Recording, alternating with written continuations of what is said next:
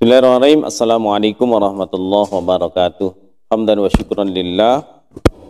La hawla wa la quwata illa billah. Asyhadu an la ilaha illallah wa la syarikalah. Wa asyhadu anna Muhammadan abduhu wa rasuluh. Allahumma salli ala Muhammad wa ala alihi wa ashabihi ajma'in.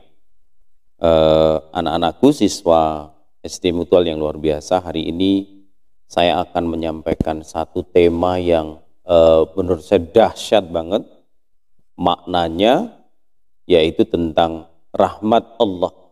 Ada satu riwayat hadis yang mengatakan bahwa sesungguhnya Allah ini mempunyai 100 rahmat.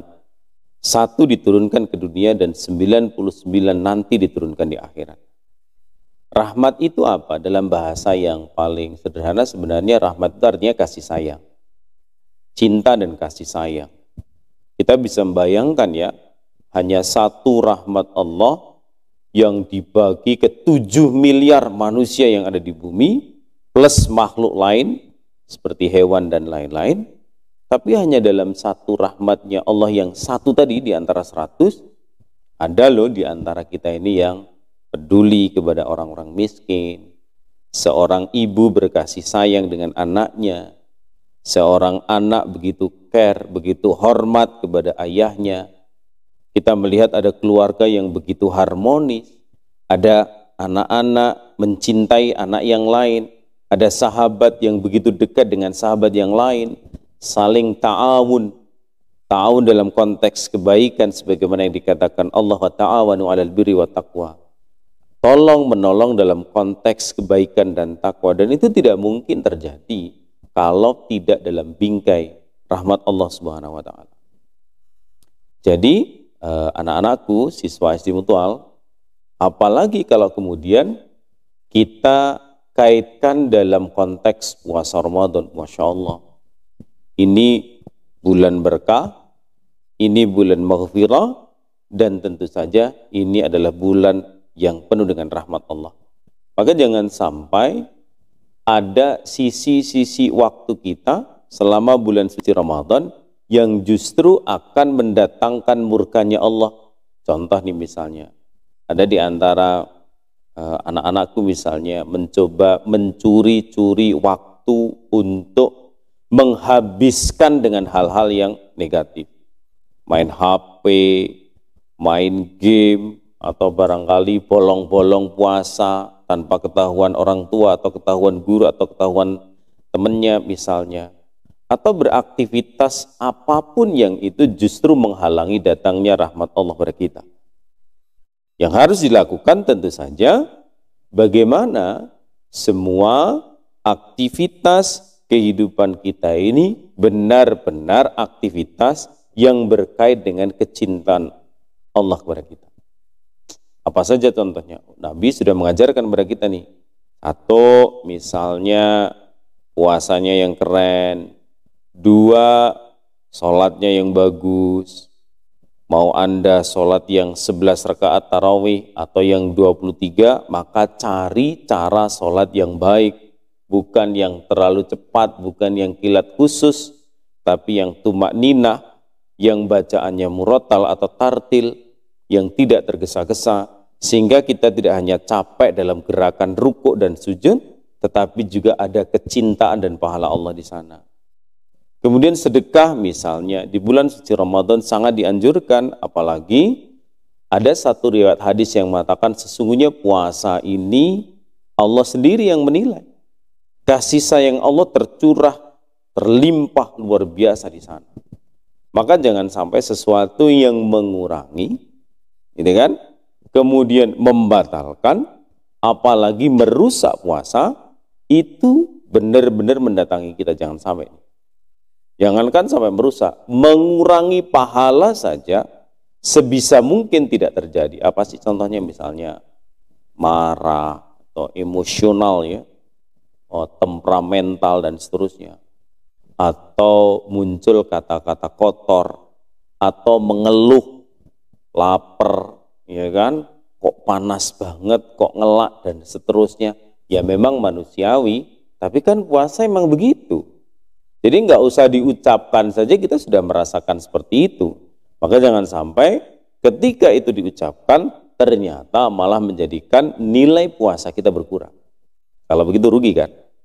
Nah, jadi anak-anakku, siswa SD Mutual yang luar biasa, banyak hal atau banyak pelajaran yang bisa kita petik dari puasa, karena kita belajar tentang bagaimana orang-orang miskin merasakan lapar dan hausnya. Mereka nggak cuma puasa doang, tapi di luar bulan puasa mereka juga merasakan hal yang serupa. Nah, apalagi khusus nih kalau teman-teman yang sekarang berada di kelas 6 yang akan menghadapi ujian, ada kan sebuah pertanyaan, mungkin juga sama guru-guru sudah ditanyakan. Sebenarnya ujian itu dalam rangka ingin mendapatkan nilai bagus atau karena kita ingin mendapatkan rahmatnya Allah? Sebenarnya sih bisa dijawab, ya dua-duanya. Ya dua-duanya. Artinya apa? Nilai bagus harus, karena dia merupakan wujud dari prestasi kita di dunia. Tapi kalau kemudian hanya itu satu-satunya yang menjadi tujuan kita, salah besar, keliru. Karena sesungguhnya pribadi-pribadi kita ini tidak sekedar ditentukan oleh angka-angka yang fantastis itu. Belum tentu kamu nilai akhlaknya 10, tapi perilaku nyatanya nggak 10. Jangan-jangan perilaku nyata dalam dunia nyata minus malah. Karena kelakuan kita nggak bagus-bagus amat misalnya. Bisa jadi nilai Al-Quran kita keren, maksimal, mumtaz, atau sempurna. Tapi sebenarnya ya kita nggak pernah baca Quran, kita nggak pernah ngamalin Quran dan seterusnya. Maka mestinya nilai yang bagus itu harus diiringi dengan berbagai macam hal, perbuatan yang bisa mendatangkan rahmat Allah. Karena sesungguhnya kalau nggak ada rahmat Allah, kita mah bukan siapa-siapa. Apa yang melekat pada diri kita sesungguhnya semua pemberian Allah. Dan Allah memberikan itu kepada kita karena wujud cintanya Allah kepada kita. Coba bayangkan misalnya ya, kisah orang-orang yang sukses urusan dunianya, tetapi dia mendapatkan laknatnya Allah. Kenapa? Karena begitu sombong dia. Karena begitu angkuh. Karena justru menjadi ahli maksiat. Kalau dalam Quran kan kita bisa baca tuh misalnya kisahnya Namrud pada zaman Ibrahim, atau kisah Fir'aun pada zaman Nabi Musa, atau kisahnya Abu Lahab, Abu Jahal pada zaman Rasulullah Muhammad SAW, gitu kan?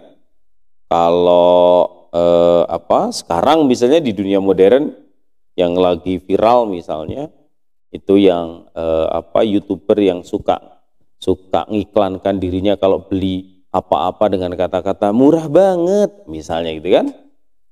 Sombong banget, hartanya ratusan miliar, tapi karena hasil menipu banyak orang.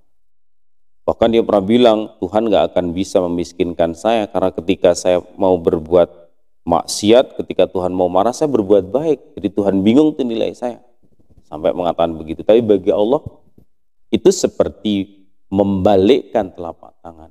Hanya dalam hitungan menit, bahkan hitungan detik, semuanya habis, bersih, disita, bahkan dia masuk penjara. Kenapa demikian? Karena dia tidak pernah membangun pribadinya sebagai pribadi yang mendatangkan rahmat Allah atas dirinya. Justru yang datang adalah laknat Allah. Ingat, nilai bagus mungkin menyelesaikan banyak hal dalam urusan dunia, tapi tidak menggaransi perkara akhirat. Bayangkan kalau anak-anakku ini nanti nilainya bagus, kemudian perbuatannya juga akhlakul karimah, lisannya juga terjaga, gitu kan? Cita-citanya ke depan juga luhur, dan itu didorong, direncanakan, dikonstruksi menjadi sebuah planning yang matang, Masya Allah. Maka anak-anakku akan menjadi pribadi-pribadi yang hebat. Ingat Nabi pernah katakan bahwa puncak dari ilmu adalah akhlak. Maka setinggi apapun ilmu kita, tapi kalau tidak ditopang dengan akhlak yang luhur, sesungguhnya itu adalah nonsen. Itu tidak ada apa-apanya. Maka ketika besok ujian, garap soal dengan bagus, kerjakan dengan baik, tapi Yang terpenting dari itu adalah luruskan niat. Mudah-mudahan apa yang kita peroleh berupa kebaikan di dunia itu juga menjadi jembatan kebaikan kita menuju akhirat. Alhamdulillahirabbil alamin. Assalamualaikum warahmatullahi wabarakatuh.